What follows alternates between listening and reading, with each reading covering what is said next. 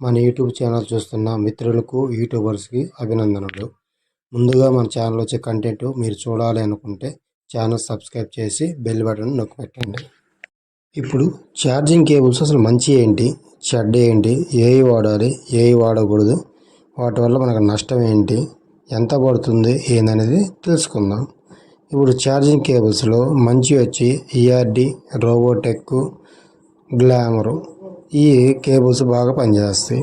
వీటిని మనం మార్కెట్లో అసలు ఎంతకు అమ్ముతున్నారు, ఏంటనే విషయం తెలుసుకుందాం. ఈఆర్డి, రోబోటెక్ వచ్చి మన పాత మోడల్ మొబైల్స్ ఉంటాయి. గత 4 years 3 years bag wait charges ఆ మొబైల్స్ మట్టుకి అవి వాడుకుంటే సరిపోతుంది.